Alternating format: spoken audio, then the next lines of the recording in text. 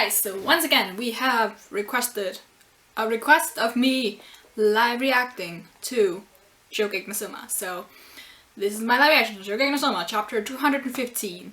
What was it? Thick is justice or something? Okay. The victor is the rebel team's Yukihira Soma. Yeah, okay. The first round ends with a masterful victory. Yukihira! Oh, poor Nene though. I still really like her. But again, I talked about this last time. Character development. It gives room for it. I know you do it, Yukihira. Give me 5, man. Yeah, thanks guys. Soma-kun! I did attack me. Oh. Job well done, young man. What's with the little mustache you got there? What? Are we gonna see the others? No. Just the arena giving her a death. Giving him a death. La la la la. What's this? Not gonna go and give him high five, Nakiri-chan? Well, it's not necessary, is it? You must like her in the background. Yay! Okay, but can we get to the cooking of the other people? Okay, no, we just have Rindo. Nene! Don't you say a word, shut it. You did your best. You know what happened, no need to go on and on about it. I haven't even started going on and on about it. I like Rindo. Like, personality-wise. I really like her. She seems like a lot of fun to hang around. You really are amazing, Soma-kun. Now then, I too mustn't lose. Time to finish off my own battle. Oh, he's already plating up here! Dang, Isshiki's so fine. Look at that, just roll up your sleeves a little more and let me see those arms. Yes. It's time to race. Yeah, thick as justice. I don't know what to say about that. But nice cover. You really are pretty good. I wish he actually agreed to be my assistant. Assistant? Everyone in the Elite 10 have different relationship with Soma. It's so funny, because half of them just really hate him and the other half is like, yeah, Soma. Ah! Damn it! This card's ended regrettably, but we're gonna turn this shit around, damn it! So, Kino-kun has been taken out, huh? Never fear. I swear Julio in that is just, his nose is like half his face. It's a very unflattering angle for him. I'll get him back to this. I, the great Julio. Beam to plum, senpai. There's no way he'll win. But I want his hair. It's so like, wee. Just put my curls in there. Perfect. The second card. The theme ingredient is eel. Use this match to banish Isshiki Satoshi from the face of this earth. Okay, calm down. Yeah, Isshiki's definitely up to something. That crafty Isshiki. It looks like he's using this match to show something, not just to Julio, but to Nene and to the rest of us. God, I love Isshiki so much! Isshiki, apologies, but I'll be going first. It's finished.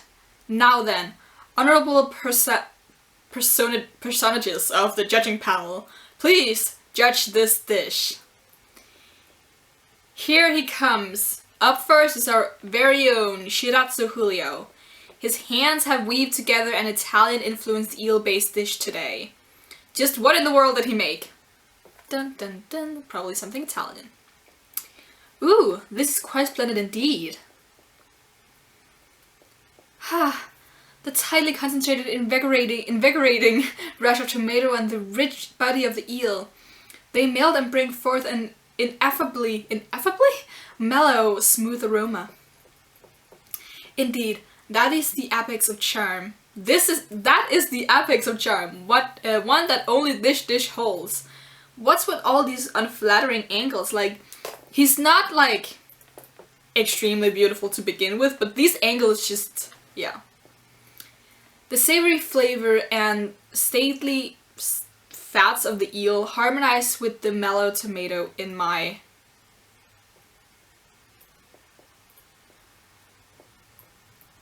capitone in umito? I don't know. Again, another unflattering angle where he looks about 30, but that's fine. It looks appetizing. I'm not a big fan of eel, but it looks appetizing. I'm sure it'll taste great. Wow, so he finished off his eel with a thick, rich tomato sauce. It's piping hot, juicy, delicious. The presentation and smell are definitely off the charts. You say that completely stoic. It's completely off the charts.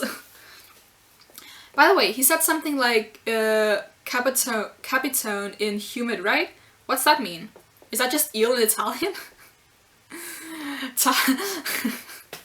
Tiger me to the rescue. Okay. Inumido refers to a braising style of cooking, and capitone does actually mean eel, but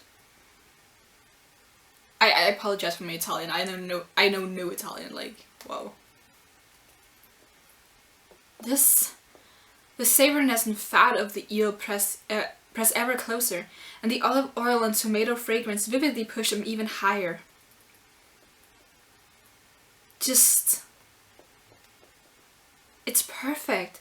I feel like she had a bigger reaction to this dish than she had to Nene's dish.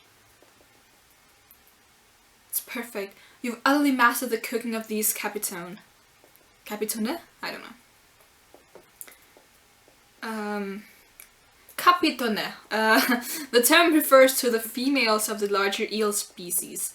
It's served on tables across Italy from Natale to New Year's Day.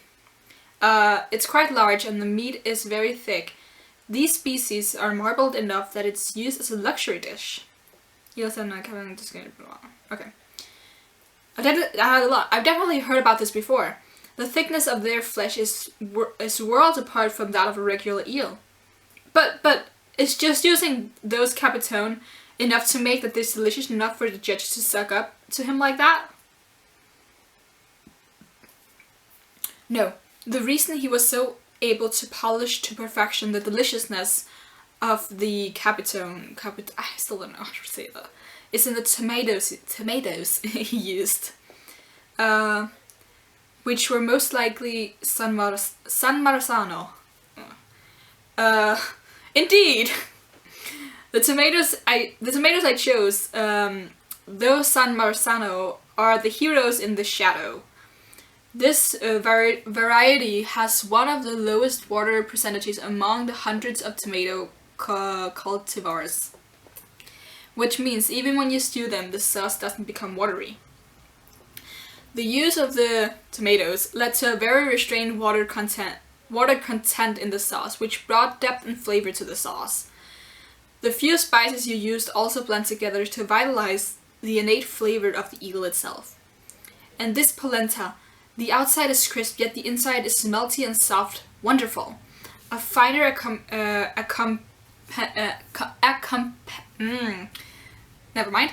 not be had. I see. All the ingredients he used entwine ever so closely with the eel itself, heightening the fragrance of the garlic, concentrating the flavor of the onion, and ensuring that the water of the tomatoes is probably boiled out. One must probably interact with one's ingredients to make a perfect dish. It looks like Julio's done that quite well. Though he hails from Italy, a land quite versed in the use of capitone, there aren't many even... Oh my god, I can't even read. What are the letters? There aren't many even from there that could so masterfully bring out the flavors at play here. It's as if many melodies are rising up in a complex rondo. The voluminous capitone and tomato make the body and mind gorgeous. They polish it, build it up. This is not a swimmer's body, by the way. It's just people posing. This deliciousness. Oh my gosh, she's setting her clothes. Here we go. She really is having a better reaction than with Nene's dish. This deliciousness is as if we're being enveloped in overpoweringly thick bust. Okay, this is weird. That's really weird, with them just in between her boobs. That's weird, especially because her face looks like so pretty and just innocent, and then you just have them like oh my god. I cannot even, whoa. I don't even hate it, I think that's so interesting. Okay, whatever. That was amazing, yeah, because she went between her boobs. This dish was enough to make Anne's meager body look glamorous for just an instant. Harassment! Yeah, just checking her boobs. Did he just call you meager? He's a big meanie. He's wrong, okay? Okay, she's having conversations with her boobs now. Great. Woman from a lineage of the consulted and awarded peerage. I expected nothing less. Oh my gosh, she punched them. Great. Shiratsu Julio, you have brought your family honor with this dish. Of course, in order to beat Isshiki, I shaved away at both mind and body to own my skills for this day. Now bring it, Isshiki Satoshi! This is the end of a most spectacular session. Of course, I have every intention of doing so. Oh my god. The thing is, because his dish was so well received, Isshiki's gonna look oh my god. He's gonna have the most ridiculous dish ever. The dish I'm about to reveal to you all contains several very special ingredients. Which are these three things here. A bottle, something in cloth, and a box. The bottle could be anything from wine to oil to simply like some special kind of water or juice or something. I'll bet you anything. Everything in his dish can be found at their little like farm, and then the eel. Like eel and then the farm things or something. Something he's made himself. I don't even know. I'm gonna guess, I don't know. I'm gonna guess that the bottle is some kind of sake. It's either like some alcoholic thing, and I'm gonna guess sake because his style is Japanese, I guess. Or it's like some kind of ridiculous seawater or something. I'm gonna guess a cloth thing is cheese. And I don't know what's in the other thing. I don't know. Spices, I have no idea. I don't know what's in the box. The container thing. Huh? Wait a second, aren't those the ingredients we left at the Portal Stardom? See, I should just scroll down and then I wouldn't have, okay. I'll show you what cooking means to me. Why the hell are you trying to act all cool? Isshiki-senpai, oi! Okay. Okay, so if it's ingredients from Polar Stardom, okay, then the bottle, juice, the container, dried vegetables, and the cloth thing. No, maybe the cloth thing is like dried vegetable because you have like the round things where you like dry vegetables on, so like, yeah, and then the container has nuts, I don't know. I don't know. Okay, that's the end of this chapter. Okay, yeah. Hopefully we don't spend as long, like, judging this match as we did with the other one. Like, let it please be over next chapter or so, unless we get, like ultimate flashback. I don't know. Cause if we just have the judges talking next chapter without getting either a reveal or, like, a flashback or something big happening, I'll be annoyed. But, we'll see what happens. Like, cause Isshiki is the main character, I doubt they'll drag it out for so long, especially because the way that all this is built up is just like, it seems like he's gonna win, right? It's again the same thing with Soma. We know he's gonna win, so dragging it out for too long won't create any tension whatsoever. Especially with the way Julio was like built up in this chapter, which I really liked, by the way. The fact that there was so much attention on him, the fact that everything he did was just so good, and he had like the food gasm was more visceral. It was like better than the one Nene Stitch gave to the judges. Yeah, it was food gasm wise, Julio's dish is better than Nene's, which is like a good way to set it up because yeah, that just means that his dish was really good. But we all know that Isshiki is gonna beat him because of everything else. Like, he seems so above Julio's league, and everything is just... It's gonna be, I feel like with Isshiki's dish, it's gonna be very different because Julio, his dish is very much, it's like very refined Italian dish that he's like poured blood, sweat, and tears into. And it's very, I'm not gonna say impersonal, because of course it shows his roots and stuff like that, but it's very like made to be Italian. Like, it's very everything is perfect and in harmony when it comes to the eel, and there's not much like creativity, just a lot of skill, which of course it usually wins you the match as well. But you have Isshiki on the other hand, who spends, like, his pride is the Polar Stordorm, and not as much his family and his family ties as Julio has. Yeah, so, and that's another thing, because they said you've done your family proud to Julio, so that's like, again, it shows his roots. But for Isshiki, it's like his own experiences and where he comes from. He said that by the end of the chapter as well. Let me just go back for a second. Yeah, I'll show you what cooking means to me. So it'll be a very personal dish. He uses ingredients from the Polar Stordorm. As I said, he'll probably use things from their garden, and just, they'll probably see like, oh, this is smoked something that Ibazaki does, or this is like something creative that Soma usually does, or oh my god, this person usually makes this thing that Isshiki has drawn inspiration from, or something. Like, he'll draw inspiration from the other members in the Polar Stordom because they learn together and they feed off each other's abilities and general ideas.